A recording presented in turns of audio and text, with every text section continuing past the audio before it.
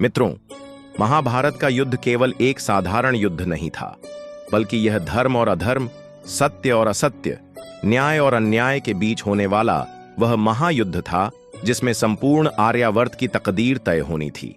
यह युद्ध कुरुक्षेत्र की पावन भूमि पर हुआ और लगातार 18 दिनों तक चला। हर दिन नई घटनाएं घटीं, नए योद्धा गिरे, नई रणनीतियां बनी और अंततः अधर्म का नाश और धर्म की विजय हुई। आज मैं आपको महाभारत युद्ध का संपूर्ण घटनाक्रम बताऊंगा। दिन प्रतिदिन क्या क्या हुआ, कौन मारा गया और किस प्रकार यह महायुद्ध इतिहास के सबसे बड़े संघर्ष के रूप में जाना गया। पहला दिन, कुरुक्षेत्र का मैदान, जहां हजारों वर्षों से प्रतीक्षित युद्ध शुरू होने वाला था। दोनों ओर शंख बज चुके थे। भगवान श्री कृष्ण ने अर्जुन का सारथी बनकर उनका रथ बीचों बीच खड़ा किया। गीता का उपदेश देकर अर्जुन को युद्ध के लिए प्रेरित किया। पहले दिन भीषण युद्ध हुआ। भीष्म पितामह ने कौरवों की सेना का नेतृत्व संभाला। अर्जुन, भीम, द्रुपद, शिखंडी जैसे योद्धा आगे आए। भीष्म के बाणों से पांडवों की सेना अस्त व्यस्त होने लगी। उधर भीम ने अपने गदा प्रहारों से सैकड़ों कौरव सैनिकों को मार गिराया।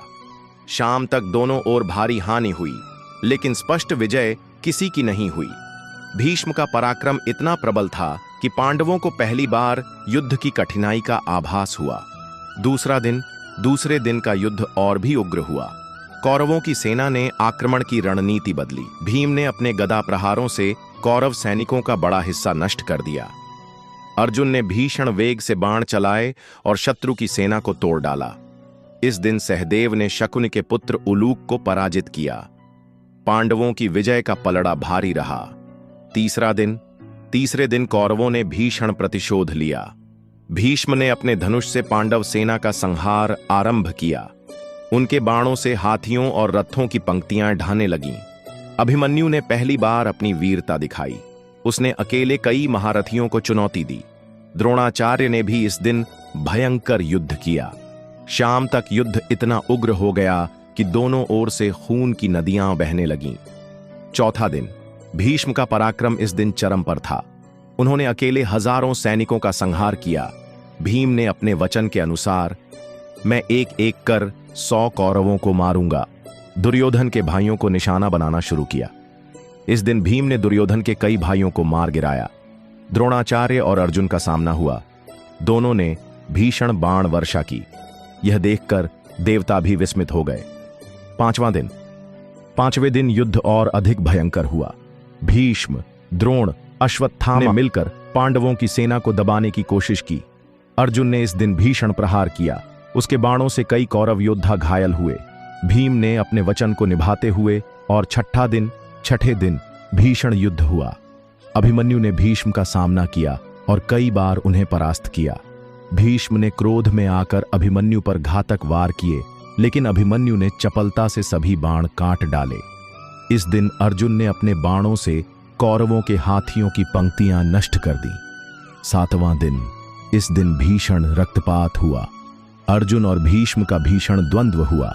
अर्जुन ने भीष्म पर प्रहार किए, लेकिन भीष्म बार बार उन्हें रोक देते। भीम ने इस दिन भी कई कौरव भाइयों का संहार किया। कौरवों की ओर से अश्वत्थामा का पराक्रम दिखा। उसने अपने दिव्य अस्त्रों से पांडवों की सेना को हानि पहुंचाई। 8वें दिन भीषण युद्ध का नजारा था। भीष्म पितामह ने इस दिन प्रचंड रूप धारण किया। उनके बाणों से पांडव सेना बुरी तरह टूट गई। इस दिन भीम और दुर्योधन का भीषण गदा युद्ध हुआ। हालांकि निर्णायक परिणाम नहीं निकला। 9वें दिन भीष्म ने अपना विकराल रूप दिखाया। उन्होंने पांडव सेना को चारों ओर से घेर लिया। भीष्म के पराक्रम से पांडव हताश होने लगे। श्री कृष्ण ने अर्जुन को समझाया कि भीष्म को तब तक रोका नहीं जा सकता जब तक उन्हें गिराने का उपाय न निकले। 10वें दिन युद्ध का रुख बदल गया। अर्जुन शिखंडी को आगे करके भीष्म पर प्रहार करते हैं। शिखंडी स्त्री स्वरूप में जन्मे थे, इसलिए भीष्म उन पर बाण नहीं चला सकते थे। अर्जुन ने शिखंडी को सामने रखकर भीष्म पर बाणों की वर्षा कर दी। भीष्म के शरीर में सैकड़ों बाण धंस गए और वे रथ से गिर पड़े। उन्होंने शरशैया पर लेटकर मृत्यु का समय आने तक प्राण रोक लिए। यह पांडवों की पहली बड़ी विजय थी। 11वां दिन भीष्म के बाण शैया पर गिरने के बाद कौरव सेना मानो निराश हो उठी थी। कर्ण, जो अब तक युद्ध भूमि में नहीं उतरा था, क्योंकि उसने प्रतिज्ञा की थी कि जब तक भीष्म सेनापति रहेंगे वह अस्त्र नहीं उठाएगा, अब मैदान में आने को तैयार था। लेकिन दुर्योधन ने परामर्श करके द्रोणाचार्य को सेनापति नियुक्त किया। द्रोणाचार्य युद्ध नीति के माहिर थे और उन्होंने ठान लिया कि किसी भी तरह अर्जुन को मारना है या कम से कम युधिष्ठिर को पकड़ना है। इस दिन द्रोण ने भीषण युद्ध किया। अर्जुन का घोर पराक्रम दिखा और द्रोण को कई बार रोकना पड़ा। 12वां दिन द्रोणाचार्य ने कौरव सेना को संगठित किया और अभूतपूर्व आक्रमण किया। पांडवों के कई प्रमुख योद्धा घायल हुए। इस दिन अर्जुन ने अपने गांडीव से हजारों योद्धाओं को धराशायी कर दिया। लेकिन द्रोण ने एक योजना बनाई। वे जानते थे कि युधिष्ठिर को पकड़ लिया जाए तो पांडवों की विजय असंभव हो जाएगी, इसलिए उन्होंने युद्ध नीति उसी आधार पर बनाई। 13वां दिन, यह दिन महाभारत का सबसे हृदय विदारक प्रसंग है। द्रोण ने चक्रव्यूह रचना की। चक्रव्यूह तोड़ने का ज्ञान केवल अर्जुन और श्री कृष्ण को था, लेकिन उस समय दोनों युद्ध भूमि के एक अन्य छोर पर व्यस्त थे। अभिमन्यु, जो मात्र 16 वर्ष का था, ने यह प्रतिज्ञा ली कि वह चक्रव्यूह में प्रवेश करेगा। उसे केवल प्रवेश करने का ही ज्ञान था, बाहर निकलने का नहीं। उसने वीरता से भीष्म, कर्ण, द्रोण, अश्वत्थामा और कृपाचार्य जैसे महायोद्धाओं से लोहा लिया। अब प्रश्न आता है, क्या कर्ण अभिमन्यु वध में शामिल था? हां, कर्ण अभिमन्यु के वध में सक्रिय था। जब अभिमन्यु अकेले लड़ते लड़ते थक गया तो द्रोण ने उसे भ्रमित किया। कर्ण ने उसके धनुष की डोरी काट दी। कृपाचार्य ने उसका रथ नष्ट कर दिया। कृतवर्मा ने उसके रक्षक घोड़े मार दिए और दुर्योधन का पुत्र लक्ष्मण ने उस पर वार किए। अंततः जब अभिमन्यु निहत्था रह गया, तब कर्ण और दुशासन के पुत्र ने मिलकर उस पर प्रहार किया। यहां तक कि कर्ण ने अभिमन्यु के मस्तक पर घातक प्रहार किया, जिसके कारण वह वीर गति को प्राप्त हुआ। यह पांडवों के लिए असहनीय था। विशेषकर अर्जुन ने यह सुनकर प्रतिज्ञा ली कि अगले दिन वह जयद्रथ का वध करेगा, अन्यथा स्वयं अग्नि में प्रवेश कर जाएगा। 14वां दिन अर्जुन का प्रतिशोध और जयद्रथ वध। इस दिन का युद्ध महाभारत का निर्णायक मोड़ था। अर्जुन ने शपथ ली थी कि सूर्यास्त से पहले जयद्रथ का वध करेगा।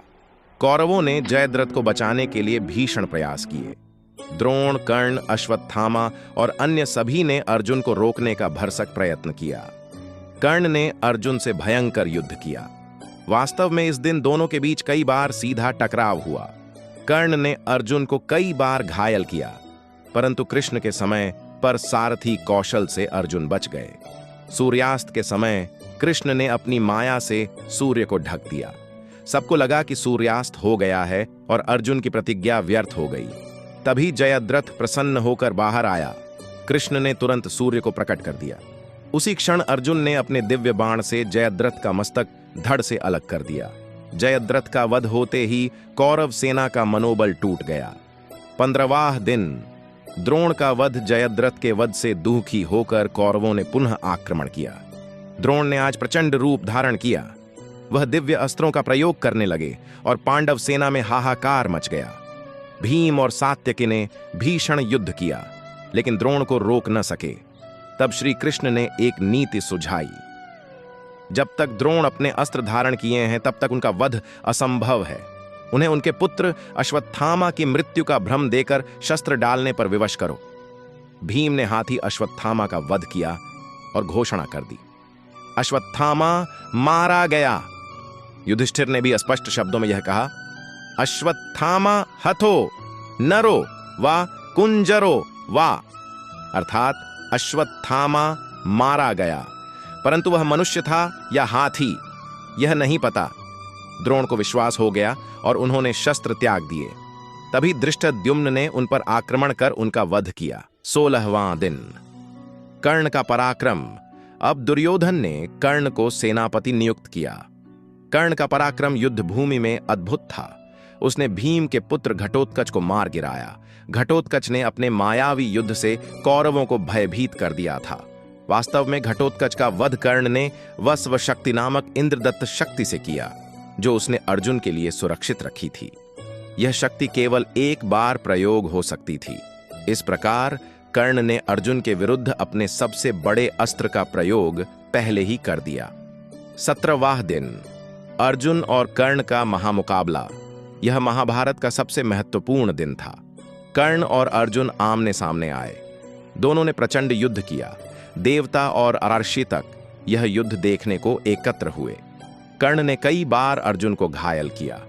कृष्ण स्वयं अर्जुन के रथ में सारथी थे और उन्होंने कई बार रथ को बचाया।